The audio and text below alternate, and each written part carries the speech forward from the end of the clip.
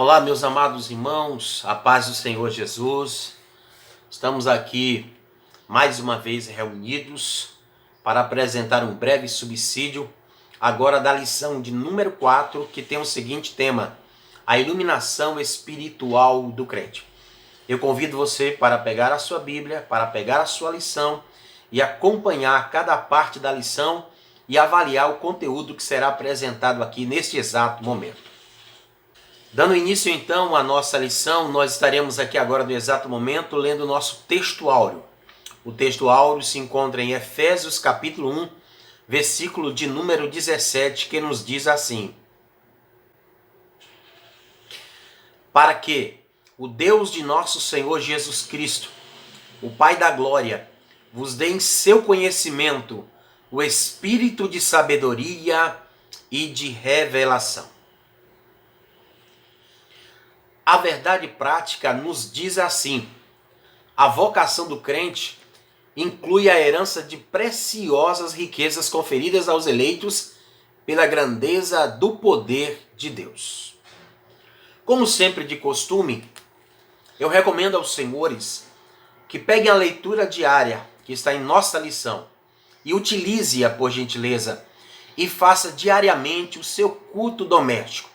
Tenho uma certeza que utilizando então dessas leituras diariamente em seu culto doméstico, você estará sendo edificado e edificando também a sua família. E com isto, no final de semana estará inteirado as principais ideias que é apresentado aqui na nossa lição. A leitura bíblica em classe se encontra em Efésios capítulo de número 1, versículos de número 15 ao 23. Observe por gentileza aí e leia comigo esse texto que eu vou colocar agora aqui na tela. Pelo que, ouvindo eu também a fé que há entre vós no Senhor Jesus, e o vosso amor para com todos os santos, não cesso de dar graças a Deus por vós, lembrando-me de vós nas minhas orações, para que o Deus de nosso Senhor Jesus Cristo, o Pai da glória, vos dê em seu conhecimento o espírito de sabedoria e de revelação, tendo iluminados os olhos do vosso entendimento, para que saibais qual seja a esperança da sua vocação e quais as riquezas da glória da sua herança nos santos, e qual a sobreexcelente grandeza do seu poder sobre nós, os que cremos, segundo a operação da força do seu poder, que manifestou em Cristo, ressuscitando dos mortos e pondo-o à sua direita nos céus, acima de todo principado e potestade, e domínio, e de todo nome que se nomeia não só neste século, mas também no vindouro. E sujeitou todas as coisas a seus pés, e sobre todas as coisas o constituiu como cabeça da igreja, que é o seu corpo, a plenitude daquele que cumpre tudo em todos.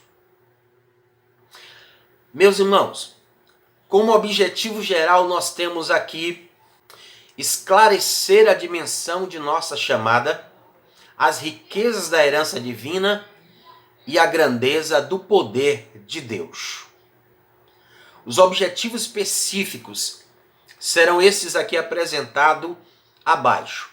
Primeiro objetivo específico: destacar a vocação e as riquezas da glória inclusas na herança divina. Segundo objetivo específico: salientar a grandiosidade do poder divino que opera em favor dos crentes. E terceiro objetivo específico: expressar o exemplo de exaltação em Cristo. Que Deus nos abençoe. Tenha uma excelente aula e um bom subsídio que seja apresentado agora para você. Meus amados irmãos, antes de nós entrarmos aqui em qualquer assunto ou introduzir até a própria lição, eu quero trazer aqui algumas ideias a respeito da carta de Paulo aos Efésios. Eu estava verificando aqui nas minhas anotações e analisando toda a estrutura do texto que Paulo escreveu em cada seção desta carta, e eu percebi uma coisa aqui que me chama muito a atenção. Ele escreve uma carta dentro de uma estrutura litúrgica.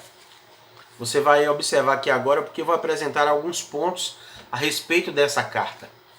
Paulo, como qualquer pastor que tinha preocupação com a igreja, Paulo ele então escreve esta carta e utiliza-se das estruturas litúrgicas do primeiro século. Paulo, como sempre, ele introduz a sua carta saudando a igreja, declarando-se ser apóstolo, dizendo ser pela vontade de Deus, e entra então com uma saudação dizendo graça e paz. Como qualquer pastor que faz uma abertura de culto, eu percebo Paulo fazer da mesma forma essa saudação de forma litúrgica.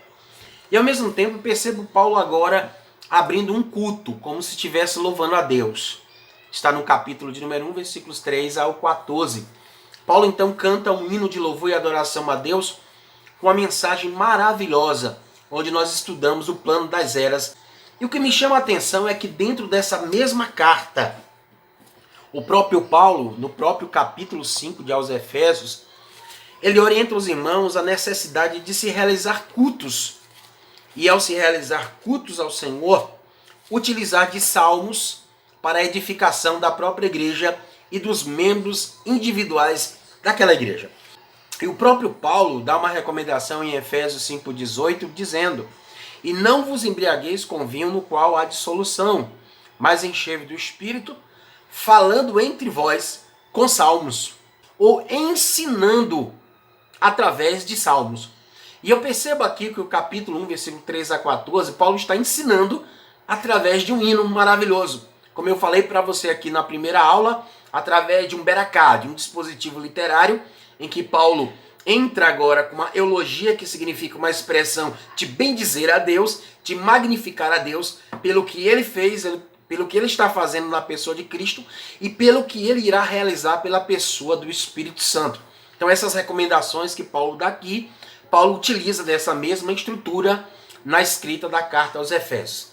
Mas me chama também a atenção que logo que Paulo terminar, ou que termine este louvor aqui, Paulo resolve fazer uma oração pela igreja, onde você vai encontrar a partir do versículo de número 15 ao versículo de número 23 do capítulo de número 1, Paulo fazendo uma oração linda e maravilhosa. Mas ao terminar esta oração, eu percebo Paulo entrar aqui na primeira parte de uma doutrinação. Observe, Paulo abre o culto, saúda, canta um hino, depois vai para a oração e em seguida Paulo entra numa parte da doutrinação. Uma doutrinação de forma teórica, de natureza edificativa, a partir do capítulo de número 2 todinho, onde Paulo começa a mostrar a origem da igreja e a união de dois povos para a formação desta igreja, como nós já explicitamos nas aulas passadas, quem são esses dois povos. Logo após que Paulo termina, então, a sua doutrinação, Paulo resolve entrar num testemunho pessoal.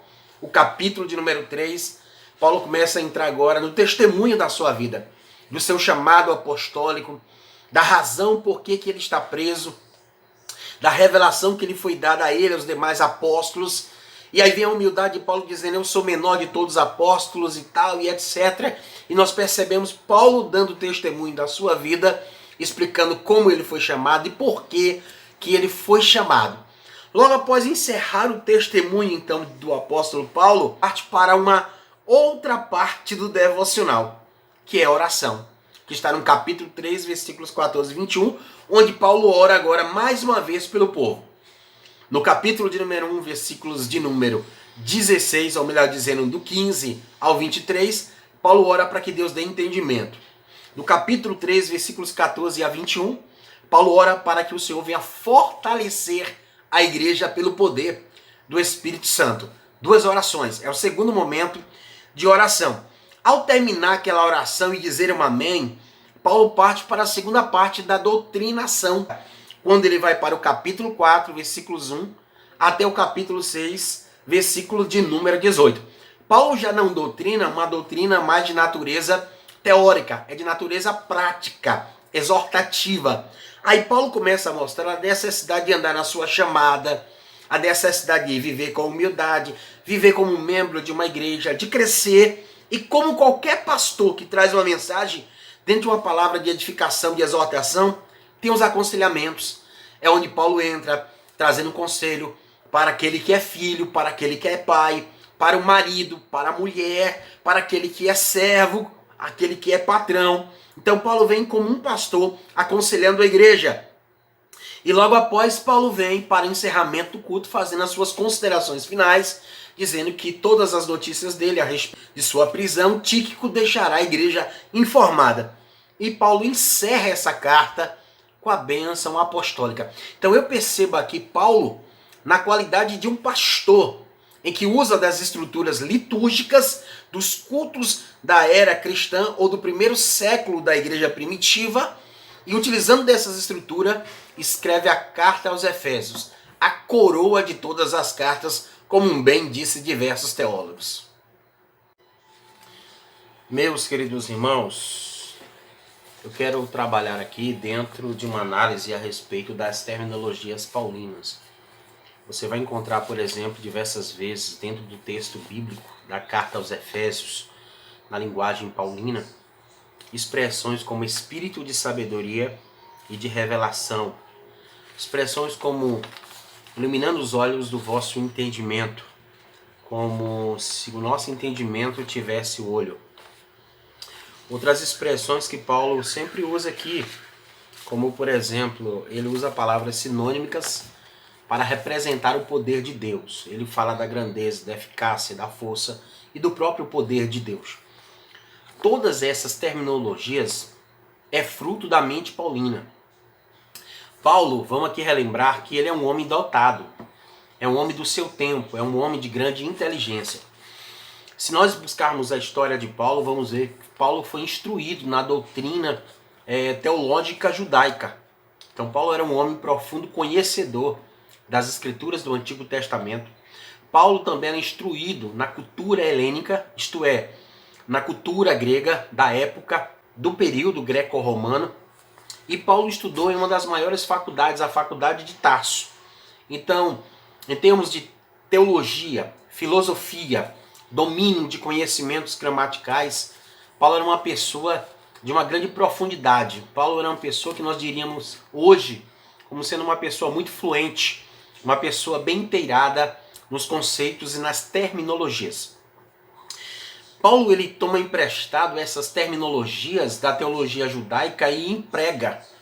Da mesma forma que nas aulas passadas eu deixei bem claro para vocês que Paulo pegou alguns termos que eram usados na teologia de Qumran, ou teologia essênica, como é conhecida, e empregou cá nas cartas, como as expressões que eu disse a princípio, como filhos da luz, obras da luz, filhos das trevas, potestade do ar. Esses termos todos são extraídos da teologia judaica. Então você vai perceber que Paulo ele era inteirado nessa cultura da época, nesses conceitos da sua época. E Paulo emprega cá na sua carta aos Efésios e traz para um povo. No caso, ele escreve a sua carta ao povo de Éfeso, que era formado por gregos e era formado por judeus, pessoas versadas na filosofia, versadas em conhecimentos teológicos. Então era um mundo entendido das coisas que Paulo explicava, que Paulo escrevia. Era um povo compreensível e Paulo usa uma linguagem bem polida, de uma linguagem bem rebuscada, de maneira que a sua mensagem fosse bem compreensível aos seus ouvintes. Meus amados irmãos, eu quero dar aqui alguns exemplos, apesar da exiguidade do tempo, isto é, do tempo ser curto para fazer uma gravação dessa e tentar expor tudo aquilo que nós temos investigado, mas eu quero exemplificar o que eu estou aqui falando a respeito dessas terminologias usadas por Paulo em relação a João Batista. João Batista morava nas montanhas da Judéia e possivelmente João Batista foi uma pessoa que viveu um estilo eremita, segundo o que nós apreendemos da Bíblia, pelo que nós captamos das informações quando buscamos a história de vida de João Batista e de toda a sua família. E nós sabemos muito bem que as pregações de João Batista eram sempre essas expressões, raça de víboras, era a expressão machado posto à raiz das árvores. Essas terminologias eram terminologias próprias daqueles teólogos ou do povo das montanhas da Judéia, nas proximidades do Mar Morto. E Jesus Cristo também, pela proximidade que tinha com esse povo, pelo parentesco até mesmo que ele tinha com João Batista, percebe-se que Jesus também usa essa expressão em Mateus capítulo 23, quando ele está ali censurando os fariseus e os saduceus. Quando Jesus diz: ai de vós, saduceus e fariseus hipócritas, porque vocês rodeais a terra e o mar para fazer um prosélito. Uma vez tendo o feito, tornais filho do inferno 2 vezes mais que vós. Então essas expressões filho do inferno é próprio da teologia. E várias outras palavras, ou conjuntos de palavras, você vai encontrar na Bíblia que é oriundo dessas regiões. Não foi diferente também na vida de Paulo, que aprendendo um pouco a respeito de Jesus, da cultura da época, e sendo um homem judeu, inteirado e versado nas ciências da época, tem utilizado então essa terminologia em Efésio. E claro, como eu disse e repito, Paulo utilizou essa terminologia porque conhecia bem os seus ouvintes. Alguns teólogos até consideram que alguma das palavras usadas por Paulo, por exemplo, como a expressão eons, que traduz-se como era, é uma expressão utilizada pelos gnósticos, empregado para a pessoa do Senhor Jesus de uma forma errada. Se Paulo, de forma intencional, toma essa palavra de empréstimo dos gnósticos para falar sobre o eons, que refere-se às eras, o mundo do porvir, Paulo emprega com o sentido de corrigir, de defender a fé, vamos assim dizer, com finalidades apologéticas, para mostrar que Jesus Cristo não é uma das emanações de Deus, mas Cristo é o cabeça de toda a criação e tudo provém de Cristo, tudo converge para Cristo e Cristo se torna então o cabeça de toda e qualquer coisa criada que está convergindo para Ele. Então Paulo utiliza desses termos com essas finalidades apologéticas para corrigir as ideias e os pensamentos e conceitos errados que estavam surgindo através desse movimento chamado gnóstico. Claro que o que leva a Paulo a fazer uma oração e nesta oração agradecer a Deus pela igreja de Éfeso. Observando o versículo de número 15 aqui, nós vamos ver que Paulo diz que vem à memória, depois que ele fica sabendo das notícias dessa igreja, 2 coisas que lhe chamam a atenção, ou 2 princípios que existiam na igreja e que evidenciava que essa igreja ela é uma igreja eleita e predestinada. É o princípio da fé e do amor. Paulo chega a dizer, no versículo de número 15, da seguinte forma: pelo que, ouvindo eu também a fé que há entre vós no Senhor Jesus e o vosso amor para com todos os santos. Isso me chama a atenção aqui pelo fato de que a fé é o princípio inicial, é o princípio basilar para se entrar nas condições de eleito. Porque tem que crer em Jesus. Uma vez crendo em Cristo Jesus, sendo salvo, porque Paulo vai falar no capítulo 2, versículo 8. Pela graça sois salvo por meio da fé. Então a fé é o princípio inicial para a salvação e o homem nas condições de salvo está condicionado a ser o eleito e o predestinado, fazendo parte da igreja eleita e predestinada. Então, Paulo louva a Deus pela vida da igreja porque percebe na igreja uma fé persistente, uma fé contínua na vida daquela igreja, que fazia aquela igreja ter uma comunhão, uma intimidade, uma relação com Cristo Jesus. Mas o que me chama a atenção aqui é que esse pensamento paulino, você só percebe a partir do versículo de número 10, numa leitura bem mais detalhada. Primeiro Paulo começa a falar sobre o plano das eras, e no versículo de número 10, Paulo começa a dizer que no plano das eras haverá um plano de convergência no final dos tempos. Porque o texto vai dizer na parte A, para convergir nele, quer dizer, em Cristo, todas as coisas, tanto as dos céus como a da terra. E a expressão convergir em grego significa anakepalaiomai. E essa expressão significa juntar, unir, resumir sobre uma kepali, que traduz-se como cabeça. Quando nós vamos para o versículo de número 23 da oração de Paulo, saindo do 10, que é do cântico, partindo para a oração, Paulo diz assim: que a igreja é o corpo. Mas no 22 ele diz que Cristo é a kepale, a cabeça. Se Cristo é a cabeça e a igreja é o corpo, então significa que a igreja já iniciou o princípio da convergência, ou programa de convergência. Então, se o programa de convergência começa com a igreja e se consuma na era eterna, Paulo passa a agradecer a Deus pela igreja aos Efésios. Por qual razão? Porque era uma igreja que tinha uma relação com Cristo, uma relação de fé, uma relação íntima, porque a fé é o princípio inicial para a salvação, mas para uma relação por Cristo, porque nós não vemos, mas nós cremos nele, e por crer nele e se relacionar por fé, porque Abacuque, no capítulo 2, vai falar sobre isso, no versículo 4, que o justo vive por fé. O autor de Hebreus recapitula essa mesma ideia, que o justo vive pela fé.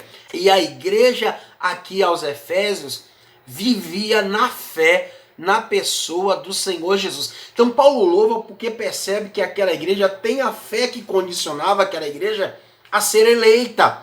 E a demonstração prática de que essa igreja ela estava na condição de eleita, predestinada, desfrutando das bênçãos celestiais, era pelo fato de que essa igreja estava não só evidenciando de forma vertical uma relação com Cristo, unido pela cabeça, mas numa relação entre os membros da sua igreja, relação de amor. E quando percebia Paulo, pelas notícias que lhe chegam ao ouvido, de que aquela igreja estava vivendo unida pelo amor, edificando em amor, porque Paulo vai usar essa mesma ideia no capítulo de número 4 da sua carta, quando ele escreve a essa igreja, incentivando que a igreja continue se auto-edificando em amor. Quando ele diz no capítulo 4 e no versículo 16, de quem todo o corpo bem ajustado e consolidado pelo auxílio de toda a junta, segundo a justa cooperação de cada parte, isto é, irmão com irmão, trabalhando e cooperando, efetua o seu próprio aumento para a edificação de si mesmo em amor. Então, quando Paulo observa esses dois princípios, fé e amor, fé numa relação com Cristo e amor numa relação horizontal entre os irmãos, Paulo percebeu que aquela igreja tinha dois dispositivos, que aquela igreja tinha duas virtudes que a identificava como uma igreja que era eleita, predestinada e que estava convergindo, isto é, resumido e unido na cabeça, na kepale, que é o Senhor Jesus. Então Paulo tinha motivo para agradecer a Deus, para entoar hino de louvor, de orar, de engrandecer ao nome do Senhor por tudo que Cristo começou a fazer a partir da igreja, porque Cristo é o cabeça, a igreja é a extensão dessa cabeça, porque a igreja é o corpo, a plenitude daquele que enche todas as coisas. Então observe aí que é isto, ou este é o fator pelo qual Paulo se sente motivado, inteirado, é animado para fazer a oração constantemente a Deus em favor daquela igreja, para que ela não perca este princípio da fé e do amor. Mas observe que mesmo o apóstolo Paulo tendo agradecido a Deus na oração por diversas vezes pela igreja de Éfeso, nós vamos perceber que na oração ele deixa bem claro que um dos pedidos que ele faz é para o Senhor dar iluminação à vida daquela igreja. Não é que Paulo está dizendo aqui que a igreja deva ser só ensinada de uma forma direta pela pessoa do Espírito Santo. Não, porque no capítulo de número 4, na mesma carta que ele escreve ao povo de Éfeso, ele vai deixar bem claro uma recomendação para aquela igreja, quando ele diz a seguinte palavra, no capítulo de número 4, no versículo de número 11 em diante, quando diz assim, e ele, uma referência a Cristo, concedeu uns para apóstolos, outros para profetas, outros para evangelistas e outros para pastores e mestres, com vistas ao aperfeiçoamento dos santos, para o desempenho do seu serviço, para a edificação do corpo de Cristo, até que todos cheguemos à unidade da fé e do pleno conhecimento do Filho de Deus, à perfeita varonilidade, à medida da estatura da plenitude de Cristo, para que não sejamos mais como meninos, agitados de um lado para o outro e levados ao redor por todo o vento de doutrina, pela artimanha dos homens, pela astúcia que conduzem ao erro. Então Paulo está mostrando que para a igreja que não incorrer em alguns erros, a igreja ela precisava ser orientada pelo Espírito Santo e também pelos pastores. Então Paulo não está negando aqui o ensino objetivo das Escrituras, mas Paulo deixa bem claro aqui no capítulo de número 1 que esta iluminação que ele ora a Deus em prol da igreja aos Efésios é uma iluminação interior, no espírito de cada crente da igreja. Uma iluminação em que a verdade se torne conhecida e as pessoas se deixem levar pela verdade e não se induza pelo engano. Por quê? Porque eles estavam suscetíveis de serem enganados, de mentiras serem propagadas, de heresias serem anunciadas. E com a iluminação do Espírito Santo no interior da igreja, na vida da igreja, no homem interior, como diz Paulo, que é o espírito e a alma, o indivíduo então, ele ia compreender a razão do seu chamado, as riquezas da graça, e ficaria também fácil compreender a manifestação de poder que Deus realizou na pessoa do Senhor Jesus. Mas Paulo aqui, ele fala de uma iluminação, queridos, não é uma iluminação que você recebe, vamos assim dizer, em cursos de teologia. Não estou negando aqui que é preciso nós, pastores, ensinarmos a igreja, orientarmos a igreja. Mas a igreja também depende de uma orientação direta do Espírito Santo. É aquilo que Jesus disse em João 16,13, que quando ele enviasse o Espírito Santo, ele ia guiar a igreja em toda a verdade. Então existe a verdade objetiva, que é a palavra de Deus, mas existe uma verdade revelada no interior da igreja, que é na alma e no espírito da igreja, que somente o Espírito Santo consegue ensinar e orientar melhor a essas pessoas. De maneira que uma vez que a igreja seja ensinada, ela não perderia a fé e o amor que ela estava demonstrando quando Paulo disse que não cessava de orar por essa igreja, justamente porque a igreja tinha esses dois dispositivos necessários, fé e amor. Mas só que esta revelação, ela não se descobre ou ela não se conhece de uma forma natural, de uma forma que cursos de teologias ou, quem sabe, seminários e palestras venham nos ser dados. Não. Esse conhecimento depende de uma ação direta da pessoa do Espírito Santo.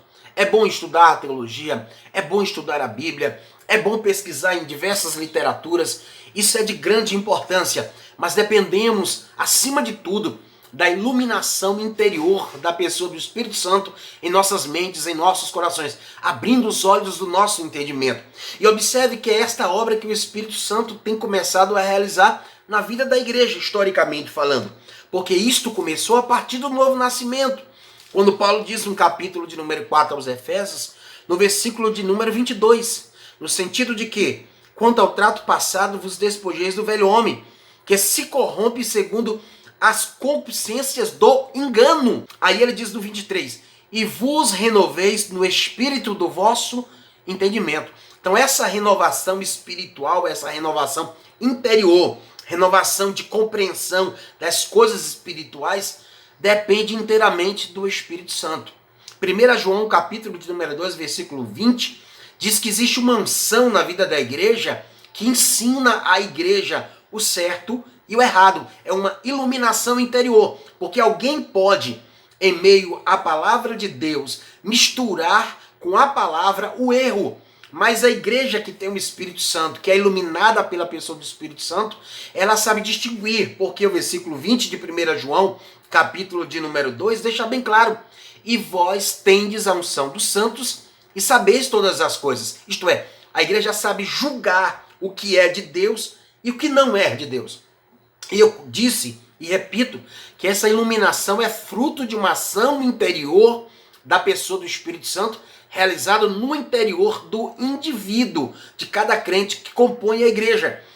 Paulo chega a dizer em 1 Coríntios capítulo 2, versículos 14 e 15, que é citado aqui na nossa lição pelo autor, de que o homem natural não compreende as coisas do Espírito, porque as coisas espirituais se discernem espiritualmente. E quando Paulo está falando do homem aqui natural, a expressão é anthropos psikoi. Isso quer dizer, é o homem natural não convertido, que até às vezes faz cursos de teologia, lê a Bíblia, estuda a Bíblia, mas não consegue compreender porque são palavras do Espírito Santo, palavras de Deus que é Espírito e que o Espírito Santo inspirou os homens e que estão registrados nas Sagradas Escrituras, e somente pela interpretação e iluminação do Espírito Santo é que nós conseguimos compreender todas as coisas. Então observe aqui que o autor vai dizer que o homem psicói, isto é, o homem que usa o raciocínio, a razão, a lógica como princípios para interpretar a Bíblia, ele pode ter até inteligência, ele pode ser até um bom conhecedor de Escritura, mas se ele não tiver a iluminação do Espírito Santo, ele não pode ser salvo. Se ele não tiver renovação de entendimento de Efésios 4:23, ele não está em condições de nova criatura. Se ele não passa por esse processo de iluminação do capítulo de número 1, ele não tem condições, até mesmo para aqueles que já são salvos, de continuarem como membros. E Paulo deixa bem claro que as coisas espirituais, elas são compreensíveis àqueles que são espirituais, isto é, antropos pneumáticos. Essa é a expressão para homem espiritual, homem do espírito, traduzindo segundo Gordon Fee no seu comentário de 1 Coríntios, lançado pela Edições Vida Nova. Então observe que Gordon Fee deixa lá essa explicação para nós, de que o homem espiritual é aquele que se deixa levar pela fé, pela orientação e a iluminação do Espírito Santo no interior deste indivíduo. Então as coisas espirituais só se compreende pelo Espírito Santo, porque Paulo vem dizer no capítulo de número 2 de 1 Coríntios, versículo 10, que Deus nulas revelou estas coisas pelo Espírito Santo. Aí no 11 ele diz, porque o Espírito Santo ele penetra em todas as coisas, até mesmo as profundidades de Deus. E no versículo de número 16, Paulo diz que nós, que somos a igreja de Jesus, nós temos a mente de Cristo. E tendo a mente de Cristo, teremos a capacidade de avaliar, de julgar e definir a verdade do Evangelho, ainda que a mentira esteja entranhada com a verdade. A igreja, pelo Espírito Santo, tendo esta iluminação, saberá distinguir o certo do errado. O autor ele diz a esperança da vocação. Ele registra aqui que a esperança ela tem 3 aspectos. Por exemplo, o primeiro aspecto, ele diz que Deus nos chamou no passado, isto é, na eternidade. Deus já havia feito uma chamada para conosco, porque na sua presciência ele conhecia todos aqueles que aceitariam pela fé a pessoa do Senhor Jesus ou a pessoa do seu Filho.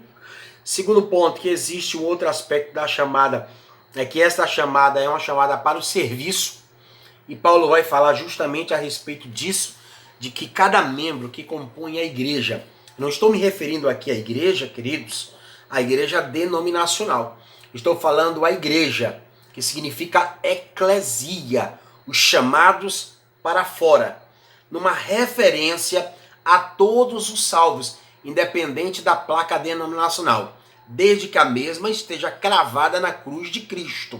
Cristo seja o Salvador.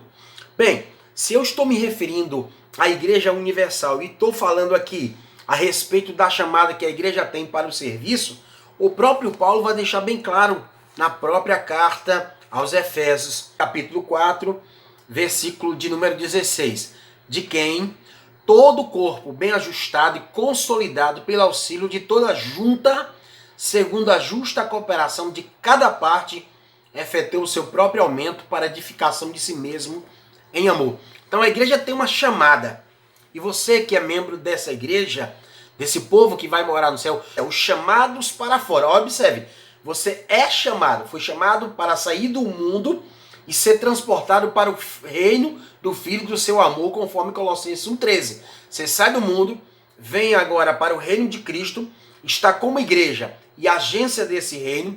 Você, como membro dessa igreja, você tem uma chamada lá na eternidade, mas tem uma chamada também para realizar no presente momento, que é serviço.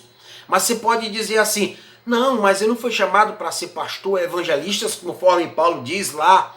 Mas observe que o texto diz bem claro da necessidade dos ministérios na igreja. Mas, na mesma continuidade da necessidade dos ministérios para o crescimento da igreja, ele vai falar no versículo 16, que eu acabei de ler aqui, que existe juntas, que existe partes do corpo, que trabalham em cooperação, efetuando o próprio crescimento. Você que trabalha como líder, como regente, como professor de escola bíblica dominical, como alguém que administra a igreja, como alguém que gerencia algum departamento, que coordena alguma atividade da igreja, você tem um chamado. E o seu chamado é fazer a igreja crescer.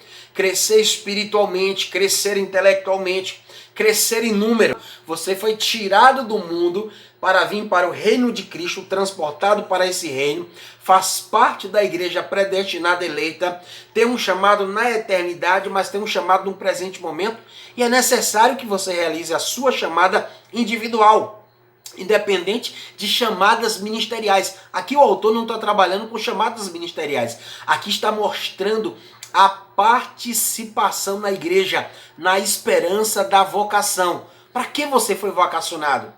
Na área do louvor? Na área da palavra? Você precisa entender a razão, a finalidade, a esperança desse chamado. O que é que Deus espera que você faça para o crescimento em amor da igreja? O que é que você deve fazer?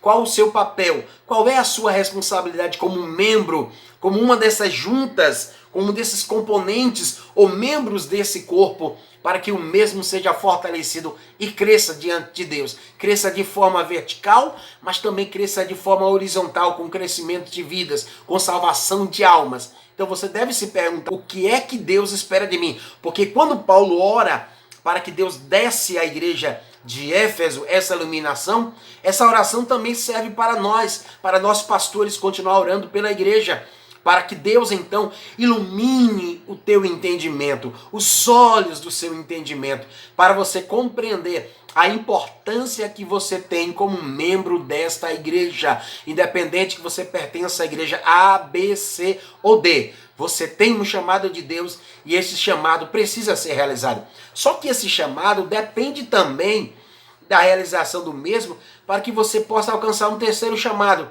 Qual é o chamado, pastor?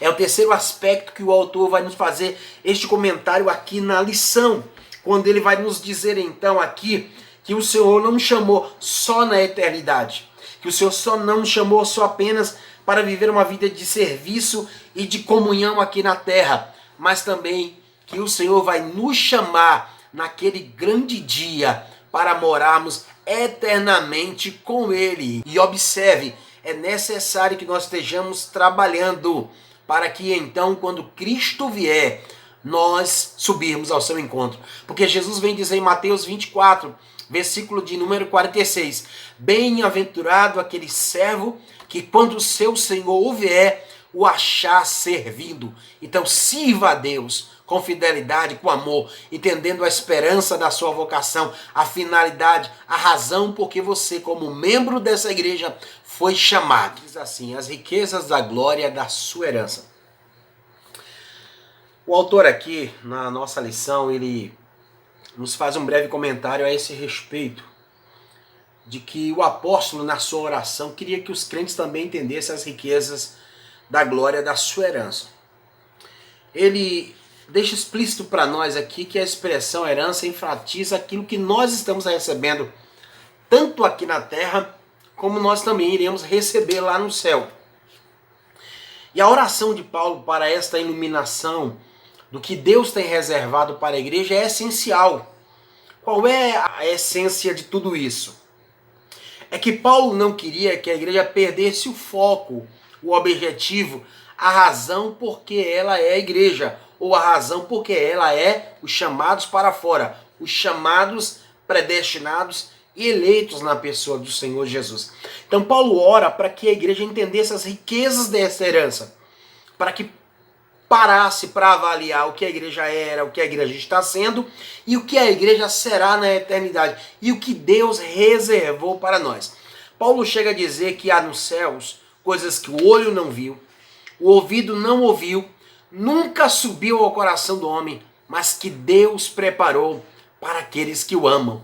Então observe, existem coisas nos céus, surpresas nos céus, maravilhas nos céus, troféus, recompensas, herança. Só em termos Cristo, só em termos a presença de Jesus na nossa vida. Isso para nós é um grande privilégio.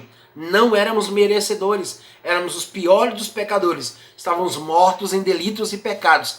Mas o Senhor Jesus Cristo, Ele nos deu vida, Ele nos ressuscitou com Ele, nos fez assentar nos lugares celestiais e está nos fazendo desfrutar boa parte dessas bênçãos.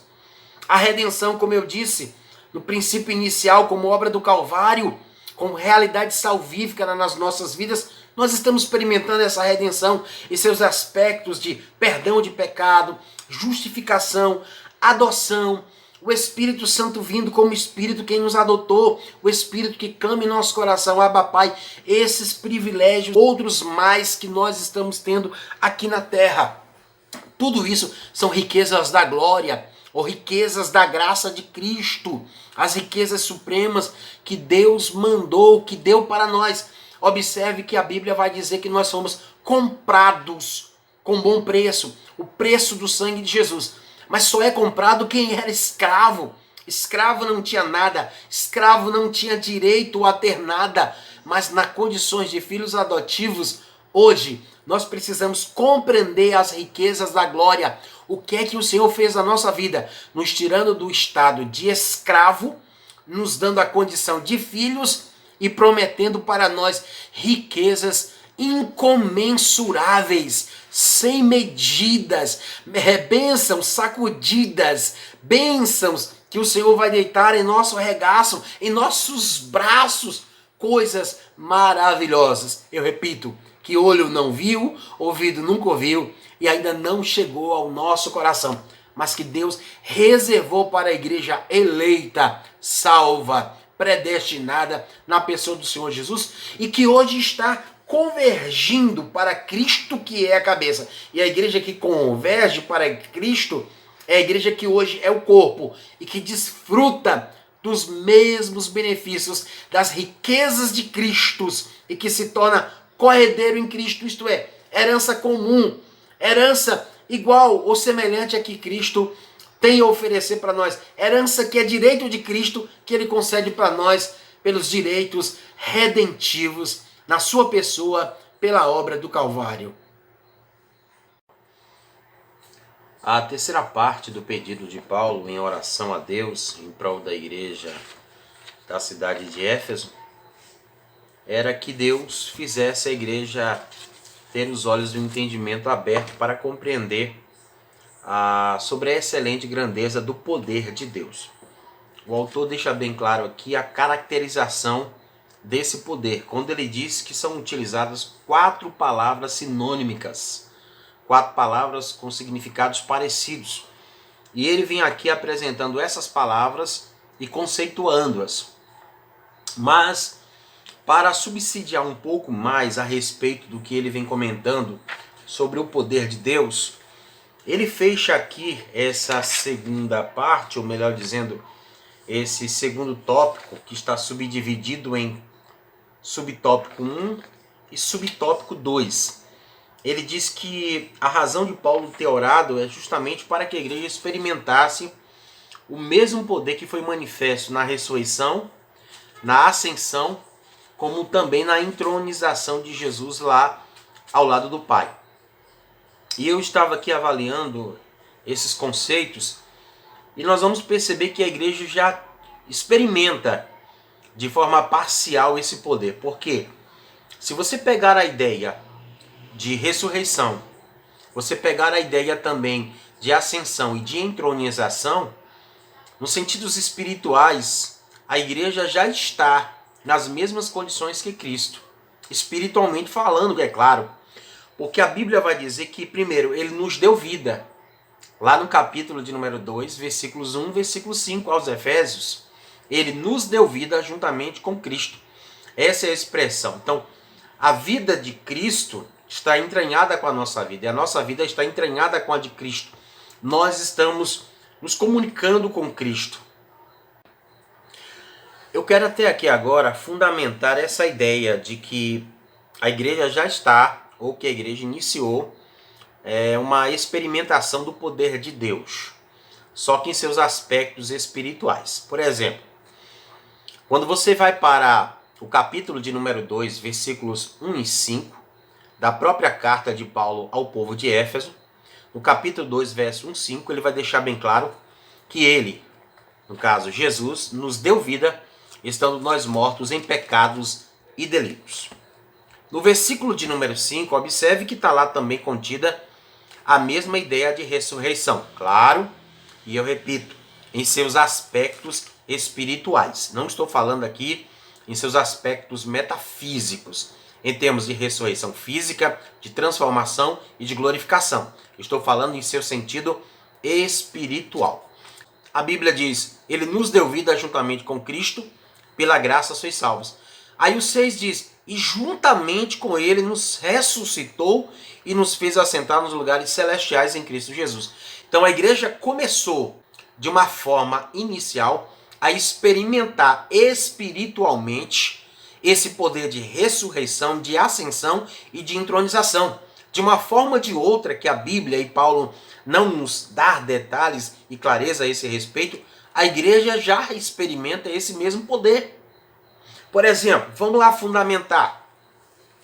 Para Cristo promover a nossa libertação, ele teve que quebrar os grilhões. Então ele usou do seu poder, da sua força para quebrar os grilhões que nos prendiam.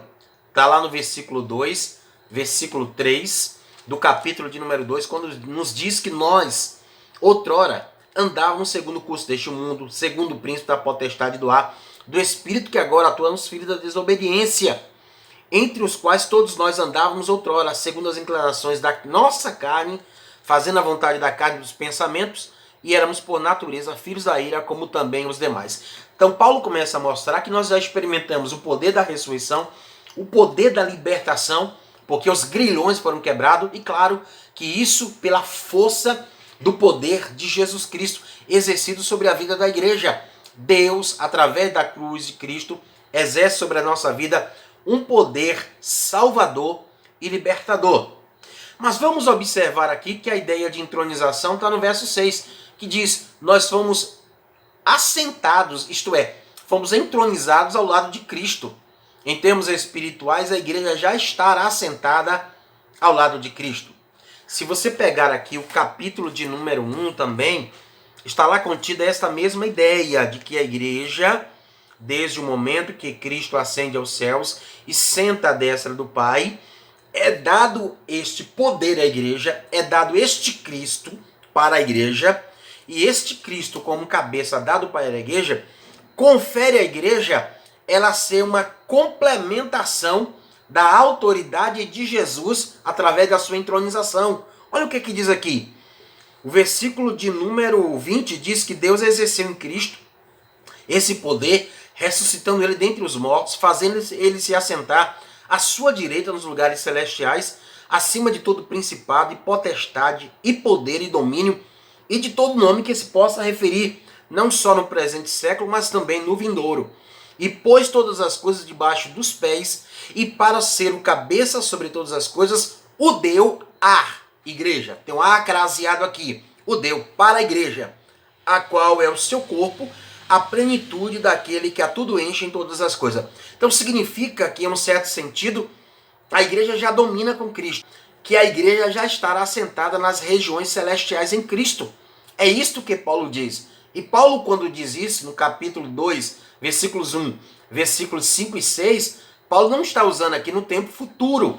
Paulo está usando aqui as palavras no passado. Ele deu vida, ele nos fez assentar, nós fomos ressuscitados com Cristo. Então observe que Paulo está falando no tempo passado, mostrando que estas coisas que aconteceram na vida de Jesus, como ressurreição, ascensão, entronização, que ocorreram na vida de Cristo, quando Cristo foi dado à igreja e a igreja foi dada para Cristo, a igreja já compartilha, já está nas mesmas condições de igreja ressurreta, igreja que ascendeu e que está espiritualmente assentada nas regiões celestiais em Cristo Jesus. Aí agora o que é que Paulo pede? É que a igreja continuar a experimentar esse mesmo poder. O poder de ressurreição espiritual, o poder da ascensão espiritual e o poder da entronização espiritual pelo qual a igreja já se encontra através da pessoa do Senhor Jesus. Mas na mesma carta, em uma outra oração, a segunda oração, como eu introduzi aqui esta aula, falando a respeito de que Paulo usa estruturas litúrgicas, num segundo momento devocional de oração por parte de Paulo, Paulo ora para que a igreja agora seja fortalecida com poder pela pessoa do Espírito Santo no devido homem interior, no homem que foi transformado, numa referência à igreja transformada, numa referência também ao crente individualmente que nasceu de novo. E esse homem interior é uma referência ao espírito e à alma de cada indivíduo que compõe a esta igreja. E a recomendação de Paulo mais adiante é que a igreja, além de estar fortalecida no poder do Espírito Santo, a igreja precisa também estar fortalecida na força desse poder para os embates espirituais. Porque Paulo vai dizer que, apesar da igreja estar vivendo espiritualmente com uma vida de ressurreição, com uma vida agora de ascensão e entronização espirituais, no entanto, a igreja tem embates espirituais, enquanto essa entronização, essa ascensão e essa ressurreição não acontecem em seus aspectos metafísicos. E enquanto não vem o que é perfeito, e nós estamos aqui nessa terra ainda sendo aperfeiçoado como a noiva do Cordeiro, deixando as rugas, as máculas, as coisas para trás e sendo renovado dia após dia, a igreja tem que passar por um embate espiritual. Por que razão? Porque a igreja, ela está ligada à cabeça, mas os demônios ainda fazem resistência a este domínio e não aceita a condição elevada em que a igreja se encontra. Condição essa em que os demônios um dia já esteve lá na eternidade com o Pai, num estado agora de elevada glória, de elevada autoridade, mas perdeu todos esses privilégios e hoje peleja contra a igreja. Isto por causa da oposição que já faz a Deus, desde o texto que eu citei nas aulas passadas, do texto de Isaías que diz que ele queria se assentar no norte da congregação, isto é, estar à destra de Deus, está no lugar hoje que Cristo está e fez a igreja agora se assentar.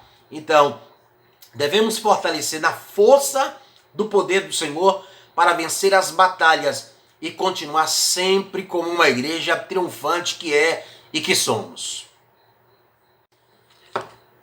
Queridos, terceiro tópico, nós temos aqui uma lição dividida em 3 subtópicos. Cristo, as primícias dos que dormem, Cristo elevado à direita de Deus e Cristo exaltado soberanamente ou sobremaneira. Eu quero aqui trazer algumas ideias a respeito dessa terceira parte que o autor nos comenta. Que primeiro, Cristo é a garantia de que da mesma forma que ele morreu, que ele ressuscitou, nós também ressuscitaremos. Paulo, em sua teologia, na carta aos Coríntios, no capítulo de número 6, quando ele está trabalhando justamente sobre o tema da ressurreição do Senhor Jesus, Paulo mostra que o mesmo poder que foi manifesto na ressurreição do Senhor Jesus é o mesmo poder que será manifesto na vida da igreja. Observe o que diz aqui, 1 Coríntios 6,14. Deus ressuscitou o Senhor e também nos ressuscitará nós pelo seu poder.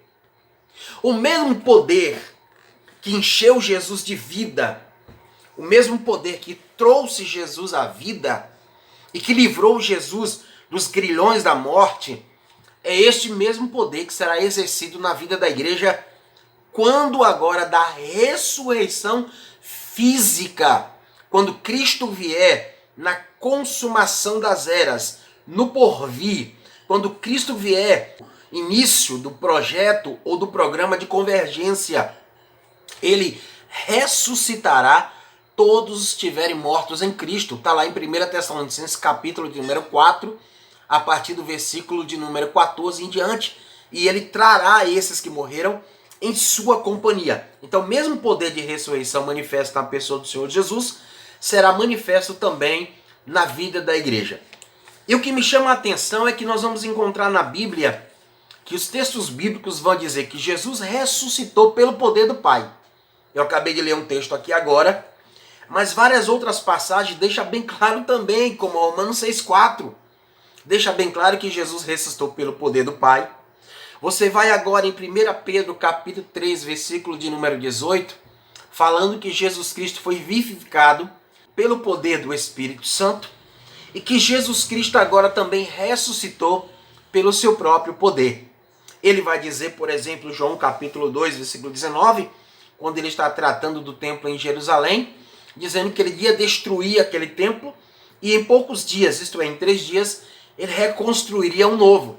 Os judeus daquela época, os discípulos não compreenderam o que Jesus estava se referindo, mas o próprio João vai explicar lá em uma nota, dizendo que quando Cristo ressuscitou dentre os mortos, eles compreenderam que Jesus referia-se à sua ressurreição corporal, à sua ressurreição física. Em João capítulo 10, versículos 17 e 18, Jesus fala que ele tem poder de dar a sua vida e de reavê-la. E ele deixa bem claro, este mandato eu recebi de meu Pai. Então Jesus tinha um poder sobre a sua própria vida. Ele diz que ninguém a tirava dele. Ele, de forma espontânea, estava dando a sua vida. E observe que o texto bíblico de Atos dos Apóstolos vai deixar bem claro que a morte não conseguiu prender Jesus. Por quê? Porque Jesus é mais forte do que a morte. E se Jesus é mais forte que a morte não tem domínio mais, como também o pecado, que viviam agora numa hegemonia, não tem mais domínio sobre a vida da igreja, sobre a vida dos salvos. Por isso que no momento que Cristo vier, aqueles que ressuscitarem a própria igreja vai cantar aquele hino maravilhoso de 1 Coríntios capítulo 15, versículo de número 55 em diante. Onde está, ó morte, o teu aguilhão? Aonde está, ó morte? Porque o aguilhão da morte é o pecado, e a força do pecado é a lei. Mas graças a Deus que nos dá vitória por nosso Senhor e Salvador, Jesus Cristo. Eu acabei de falar aqui agora para vocês de que os mortos em Cristo fisicamente ressuscitarão. Então eles participarão do mesmo tipo de ressurreição que Cristo participou. Mas os vivos que serão transformados também participarão do mesmo processo de ascensão e glorificação que Jesus participou. Jesus mesmo tinha orado em João capítulo 17, dizendo: Pai, glorifica-me com aquela glória que eu tinha junto de ti antes da fundação do mundo. Isto porque Jesus Cristo tinha praticado o autoesvaziamento de alguns atributos pessoais, como por exemplo, o brilho e o resplendor. Ele não se despiu da sua divindade, mas alguns aspectos da divindade, como brilho e resplendor, ele deixou para trás. E ele veio agora aqui, corporalmente, na plenitude da divindade, conforme Paulo diz em Colossenses 2,9, veio como 100% Deus, 100% homem, mas a sua glória, o seu brilho, o seu resplendor, que é próprio da natureza da divindade, ela ficou, vamos assim dizer, sob o controle de Cristo, porque Jesus Cristo ele se humanizou e precisava agora comungar das mesmas limitações que os homens, para que através da sua humanidade ele pudesse morrer, ressuscitar, subir aos céus, assentar-se à destra de Deus e conferir à igreja esses mesmos direitos. E os vivos, aqueles que estiverem vivos quando da vinda de Jesus, que estes vivos experimentarão a ascensão e a glorificação dos seus corpos mortais. E olha que coisa maravilhosa. Aos Filipenses, no capítulo 3, no versículo de número 20, ele vai dizer que quando Jesus Cristo vier, ele transformará o nosso corpo igual ao corpo da sua glória, pelo poder, observe, pelo poder que Jesus tem de subordinar a si todas as coisas. Então Cristo ressuscita a igreja, atrai a igreja para si e faz a igreja agora viver sustentada pelo poder de Deus. Porque hoje, no corpo físico que nós o temos, nós somos sustentados pela energia produzida pelos alimentos. fisicamente falando, biologicamente aqui tratando.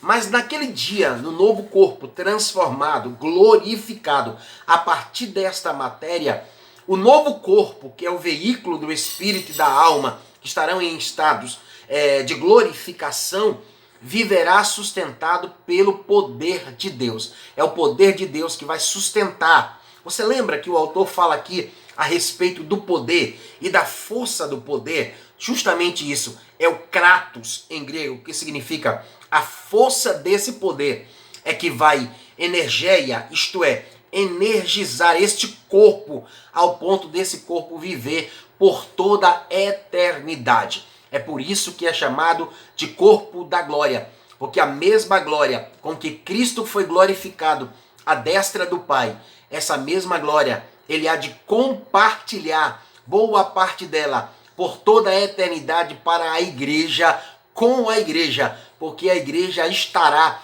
também assentada e entronizada com Cristo Jesus. A igreja estará entronizada quando da ressurreição, quando da transformação e ocorrer agora a ressurreição e a transformação dos vivos.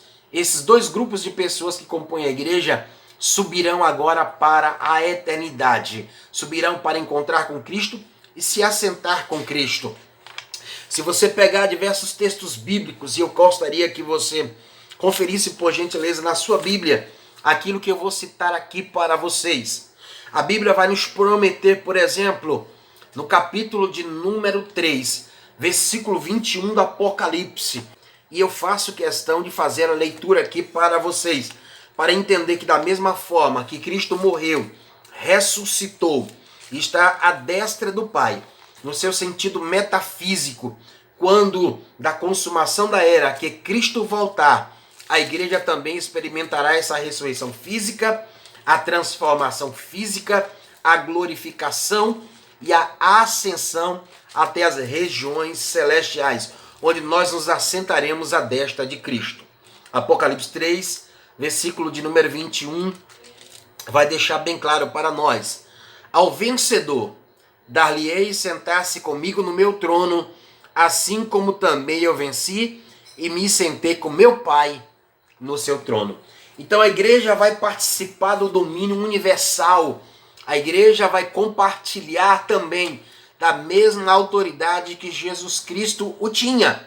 E eu repito aqui, a igreja em seus termos espirituais, ela ressuscitou, ela ascendeu, ela foi entronizada e está agora à destra de Deus, acima de todo principado, de toda potestade e de todos os poderes e nome que se possa nomear neste século, mas também no futuro.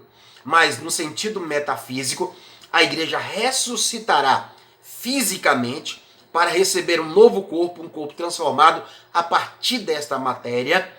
A igreja que estiver viva, ou os vivos que compõem a igreja, esses serão transformados e glorificados, e ressuscitados e glorificados ascenderão, isto é, subirão ao encontro de Cristo, estarão com Cristo agora nos ares, depois dos ares viverão para sempre com Cristo, e logo em seguida a igreja será levada para diante do trono de Deus, onde será apresentada ao Pai, e se assentará com Cristo no lado direito para reinar eternamente com o Senhor Jesus. Isso aqui, queridos, só é possível graças aos direitos redentivos da cruz do Calvário.